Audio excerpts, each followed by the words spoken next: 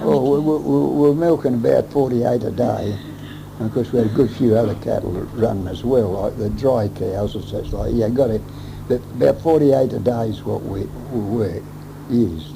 And just Twice a day. You just produce milk? Produce milk then, but on this property first that's across the lake, with 600 hens and a few pigs and that, and we were milking 3 or 4 cows there, because Dad was a dairyman all his life, and that was how it was there. He used to go in with a horse and cart into Perth once a week to take the milk cream we had from the cows we were milking, and eggs and such like. He used to make a bit of butter too and take butter in with some of the cream. No. But that was on the property that I bought eventually. And then we went to Spears' place about 1924, went over to Spears' place, and that was about when Jack was born. And then we moved to Perry's to avoid all this cows dying with the poison. And by the way, then, after when Mum died, Dad carried on the dairy for a while, but then he wanted out of it, and I was carting the milk into Brown's Limited then. I started in the 30s, in the first of the 30s. And carting for a while, and I was earning fair money. And I had another driver with me then, and of course we took the dairy on. My brother Tom was with us, but I got called up. I joined up and was man-powered. I found out I was man-powered the day I was supposed to go in the army. I took my pack down and everything, and they said, "You're man-powered, you got to go back." And I think it was Brown's Limited that man-powered me, because they didn't want to lose a good driver and such like. And well, I was driving my own truck, but I was the most regular one. I run things to time. If the dairyman wasn't up at the side of the road with his milk, he'd come up to the side of the road, and because it's all sand down through and you couldn't go in and out with a motor, and I'd leave them, and they can come and catch me up if they see me down at the next place. That was down what was Della's place, just over the hill from Mar Chocolates, and then down the hole of that stone place down there. So he'd come down and catch up, and if they didn't see me well, they had to go home and get their car that they had and run it into the Brown's Limited. And when they get in there, well, there's a big truck there unloading, about 100 odd cans, and they wouldn't stop leave him just to take 1 or 2 drums from the one that brought it in. They'd only have about 2 or 3 drums, and of course they soon learnt to be up in time. I mean, getting up in time to be there. And that was the only way to run to a regular thing, or otherwise you get held up so much. And when I get in, if I'm 10 minutes or so late, there's another truck in front of you. So you've got to wait till he's finished before you can go in. And you're holding all the works up all back through, you see. And it had to be run to time. Well, after Mum died for a while, Dad was still in Perry's place, and I built the dairy.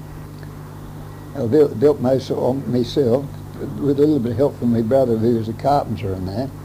And it was all concrete and heavy concrete. The walls were about this thick. And the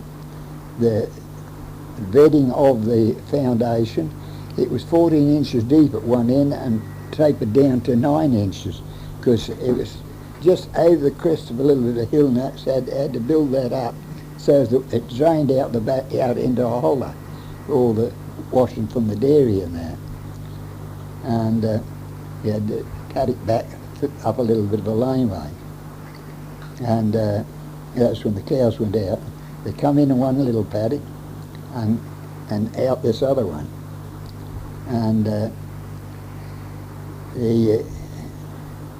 in the act of building this, I found out with carting in the Browns and that, they used to wash the floor, the ground, the streets and that, because a lot of horses in them days in the streets. They had a big truck going along with a broom underneath it, and a dray picking up big clots and such like to cart it away, and another one with the water truck running out Qantas crystal water. They mix Qantas in the water to disinfect the street. They used a lot of Qantas, and the boy that was driving that, he used to nearly always meet me at North Perth pub, and he'd go in and have a drink together. And he asked me, would I like some Qantas? Yes, I said I wouldn't. And I experimented with him. I thought one poison kills another. So I tried Qantas on a cow and mixed up a bottle about wine, colour of wine, tipped it down the cow's neck, pulled the tongue out the side and poured it down her neck. Next morning she's all right. And some cows I'd have to give two. She'd come in at night, when we got her at night, she'd be laying down out in the paddock, or might be in the bush a bit. And I used to go and find her after I'd done the milk run and bring her in, and I'd pour milk her out, and then just in the bucket and give it to the cows. We always had a few potty cows. And I'd give her a bottle at night, and then in the morning, if she still wasn't too good, I'd give her a second one. And I never lost a cow. The only one cow I ever give 3 bottles to, but I didn't lose her, and she was that near dead. Yeah. So the agriculture department, he come out to insure my cattle, test them and insure them during the time when they reckoned they had rinderpest there and that. And anyway, he put an agriculture journal. And so in the agriculture journal up to this day that for African tulip, Qantas crystals was a cure. Yeah, never lost a cow, and I've had to use it on sheep and everything. Yeah, I leased this place with all this tulip on, and they run there at night time and out in the bush in the daytime.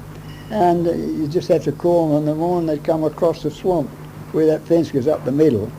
There's a shallow patch up towards the north end of it there, and they come through there and into the yard round the dairy, and there's no trouble at all in the morning. You just get a call and they come for the feed, brown and pollard and such like.